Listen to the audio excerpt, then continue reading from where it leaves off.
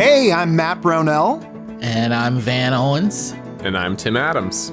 Welcome to Climbing the Mountain, where we dive into the scriptures and discuss themes, connections, and real-life application. We're kicking off a series here where we're going to examine the Sermon on the Mount and discuss implications for this teaching for Christians today. So, before I began preparing for this podcast, I had the foolish thought, oh, this will be an easy one. Anger's bad. I get it. Okay. This isn't easy though. Anger permeates our society, our political discourse, and so many people feel justified in their anger. I know I did. And I know preparing for this, it's like God was like, yeah, you think you got this? Here, let me give you some opportunities to feel it now. And I felt more angry in the week preparing for this than I have in a long time. And I had to deal with that. If someone wrongs me, it's not okay to just be angry about this and stew in that. Anger, if it's not rooted out of our hearts, will grow into a variety of horrible things: rage, violence, and bitterness. So this is a huge one for our society and for our fellowship. And, you know, Christ's church should be a welcoming place where we love each other. And anger is at the heart of one of the first greatest sins, Cain and Abel. And if we're not careful to root it out of our hearts, it will infect our fellowship too. So let's dive in. Matthew 5:21. You've heard it said to those of old, you shall not murder.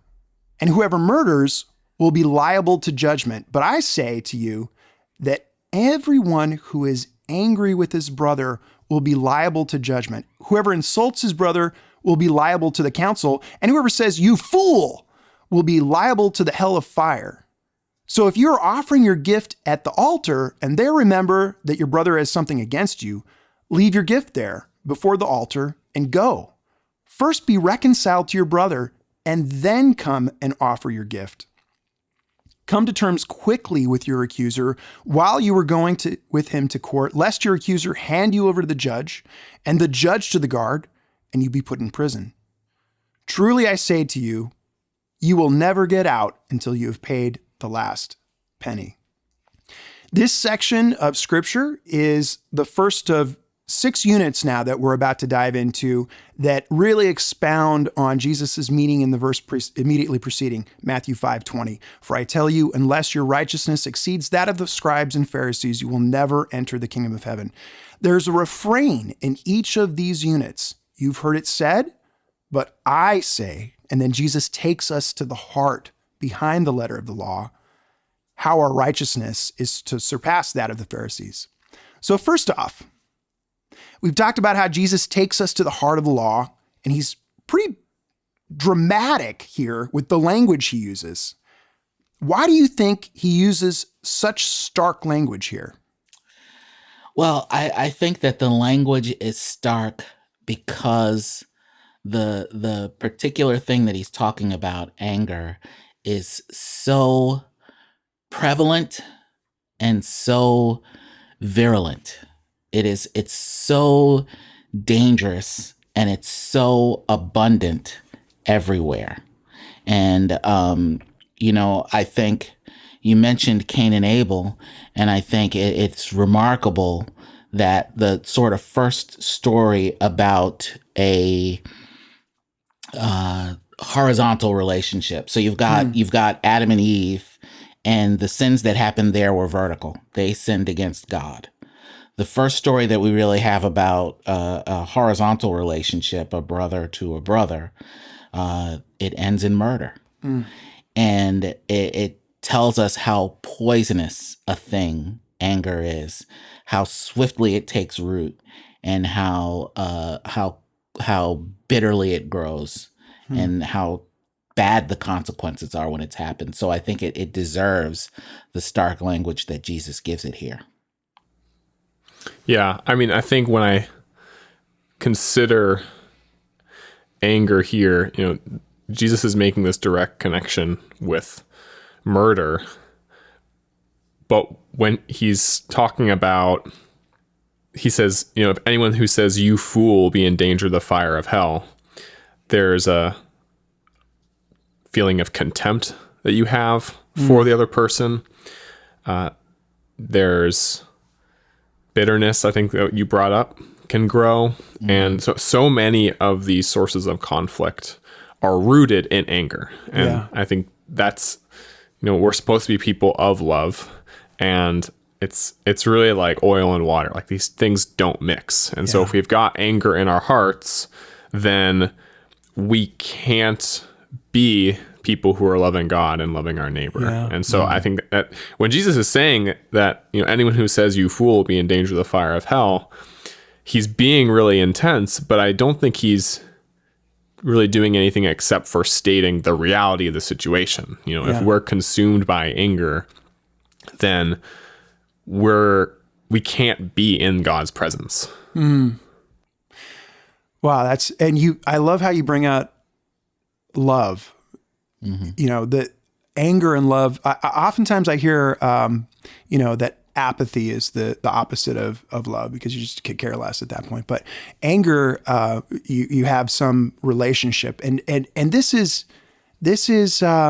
so fundamental to our relationships. And I think, stepping back for a minute, we were talking about this, what's the fulfillment of the law? It's love, right? One of the main purposes of the law was to teach us to love others the way Jesus wants us to love them, way he demonstrated, right?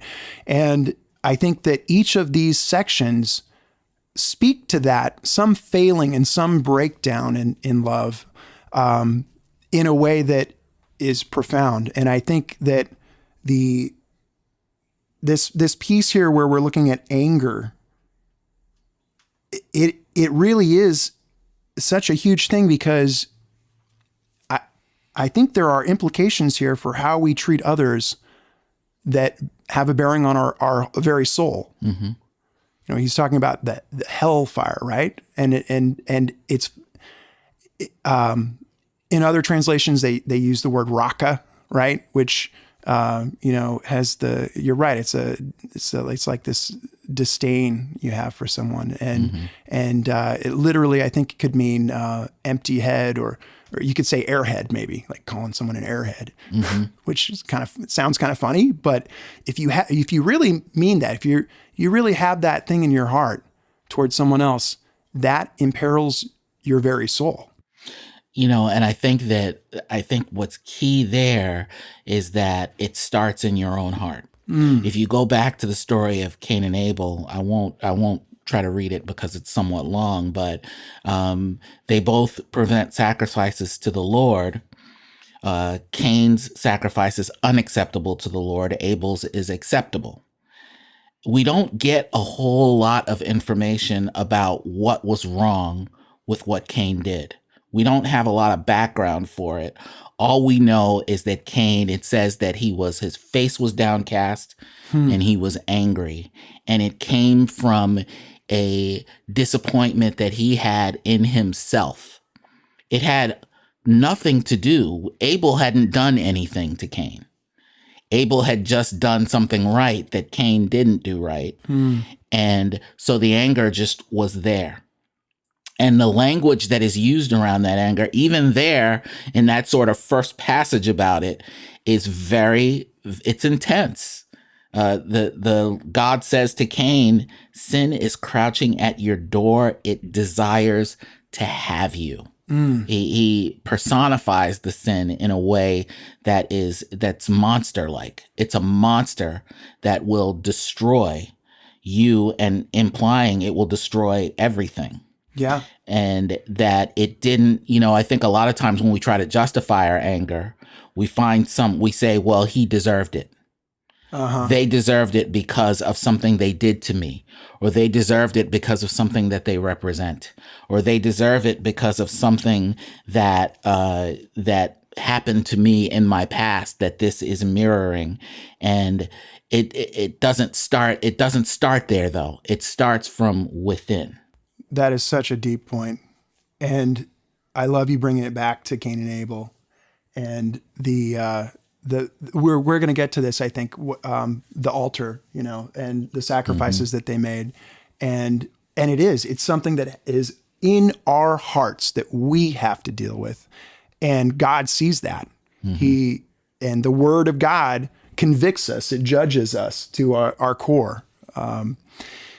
Jesus does something really interesting, though, halfway through here that I want to highlight. He has this word so. In other translations, it's therefore. And anytime you see that word, therefore, you need to know what it's there for.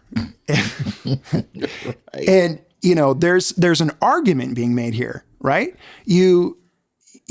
Because having this in your heart, this hatred, this anger for someone else, imperils your very soul, and then he does something that I don't expect. Because I would say, so if you're offering your gift at the altar and you remember you've got this bad feeling in your heart, go deal with that. Right. You can't, he doesn't do that though, does he? It's really interesting. Instead, he says, leave your gift. And you remember if a brother had something against you. So he's not saying anymore the thing that was in your heart. He's talking now about this horizontal relationship. Isn't that interesting? Yeah. And I think it raises that question of what if they're angry at me or they have something against me and I didn't do anything wrong. And we should talk about that too. But one of the things that I think Jesus cuts through there is typically when someone has something against you, you have done something wrong. And you might have not done most of the wrong, right? There's probably been hurt on both sides, but there's been a disconnect, and almost always there's been some sin that you've caused. And that is the breeding ground for anger and for all of this tension that leads up, right, from anger to murder and everything in between. A lot of the scriptures that talk about Cain and Abel, like in 1 John, they use the word hate. And I think of hatred as much, much stronger than anger. But Jesus is equating anger with murder. So I'm like trying to recalibrate my brain there. But yeah, so if you've done something wrong, and even though a person has done most of the wrong, Jesus is still saying, you need to go. And you need to be the one to reconcile. And he doesn't really care what the other person has done in that context. He says, you need to get this out of your heart. And so you need to do everything you can to be right with this person.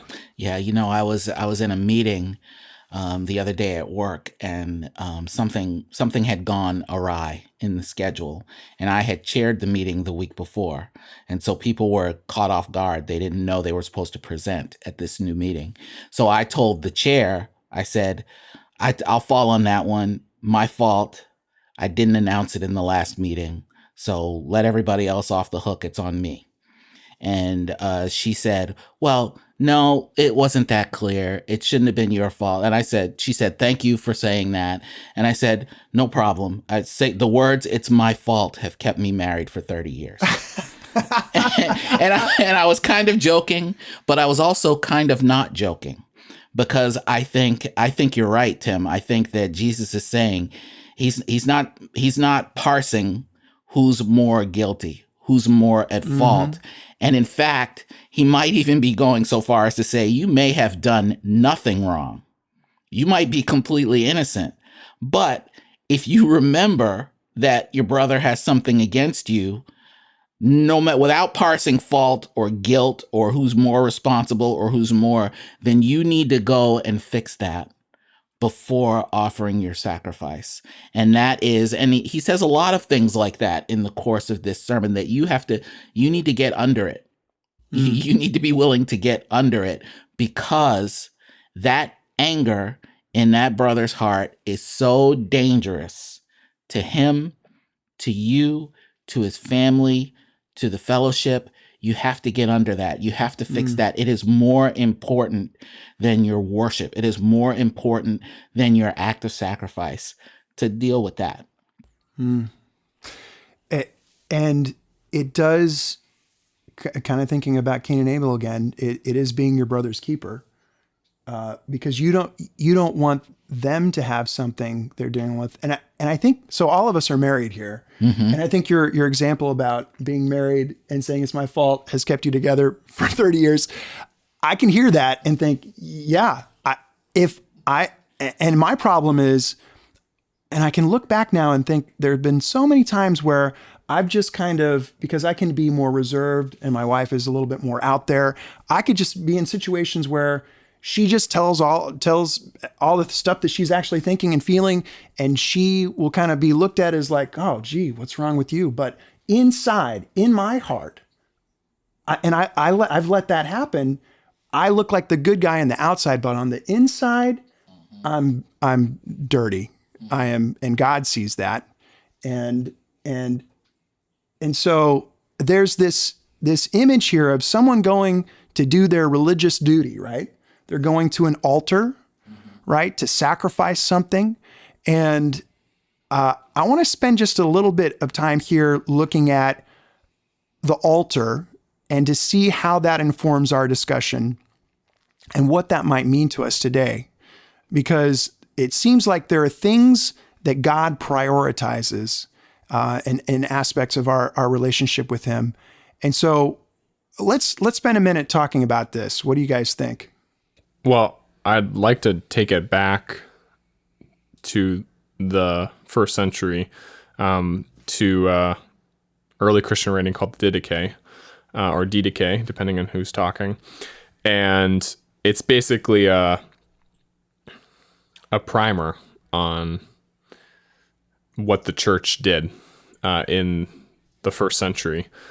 And it doesn't cover everything, but it spends a fair amount of time talking about communion, the Eucharist, Lord's Supper, or whatever you want to call it. And in this little portion, it talks about how we should be thinking about conflict with our brothers and sisters in the context of that. And so it says, but every Lord's Day, gather yourselves together and break bread and give thanksgiving after having confessed your transgressions, that your sacrifice may be pure. But let no one that is at variance with his fellow come together with you until they be reconciled, that your sacrifice may not be profaned. Which is really intense, and is taking, I think, what Jesus is saying really literally in the context of my sacrifice is my participation in the Lord's Supper with the brothers and sisters. And that's often how I've thought about this in my own life. But I'll confess that I'm not in the habit of... I think it's very difficult for me to keep a catalog of, is there conflict in my life, and to be really intentional about that. And I can't think of a time where I've stopped taking communion because I had conflict with someone. But I think also it's because I try to avoid conflict wherever I can. But going back to this point, I think that's one of the places where this is our altar. It's the Lord's Supper. When we break bread together, this is one of the places where we're offering a sacrifice of praise. And if we're in total conflict with one another, then we're losing the point of what we're doing. Yeah, I think that, when I saw this question, I thought, what does that mean? What does it mean by altar? And I thought of Romans 12:1, where Paul says, offer your bodies as living sacrifices. So your body is the sacrifice on the altar. And then there's 1 Corinthians 6, where he says, your body is the temple. So my body is both the sacrifice and kind of my body is the altar too. What does all that mean? Paul, what are you talking about? And I think what he's saying is it is you. It is in you. It's the way that you treat your life. You treat your body if you've got a healthy relationship with your own body, you treat it as something sacred. You keep it clean. You clothe it. You cut the hair off of it when it's too long. You treat your body as something sacred. It is the most sacred thing that you have. And so, and I think what he's saying, if there's anger there, and when you read that passage after the sow, for so many years of my life as a Christian, and I've been a Christian for a long time, I always read that passage as, so you have to make sure you're not angry with anybody when you go to church. You have to make sure you're not angry, because I just read it that way. It said something completely different, but what I read into it was what I thought it should say. And it goes deeper than that. And it says, so you need to deal with it, not even if you're just angry. You need to deal with it if you know of somebody who might be angry with you. That's how serious it is. And it means that you have to neglect your sacrifice. You have to neglect the altar. You have to neglect all these things that you know are of utmost importance and deal with that. That's how poisonous anger is. Yeah. And the challenge of that for me is, I'm in the last little breath of the baby boomers. I was born in 1964, and I think that's the end of the baby boom. And growing up, I was taught, as a man, you have 3 acceptable emotions. You can be content, which is baseline. You should try to be that all the time. Just content. You can be happy, but only sometimes, because if you're happy too often, then you're a fool. And you can be angry. Yeah. Those are the 3 acceptable ones. If you're sad, then make it look like angry. That's what I was taught. My father said those words to me. And so it was very difficult for me to think about how roundly Jesus condemns anger. How solidly he says, no, it's poisonous. It's bitter. It's so bad that if you are worshiping, if you are on your way to worship, then you need to turn around and not attend worship. Go and deal with the anger before it kills somebody. It's really intense. You both brought up really great verses to think about with respect to concepts to think about. I think the altar, the table that we have for communion, the body that we have, these are things I want to pick up on, because there's a lot more to mine here. There's so much more. So this has been great. I think we definitely have to do a part 2. Sounds good. Absolutely. Let's do it.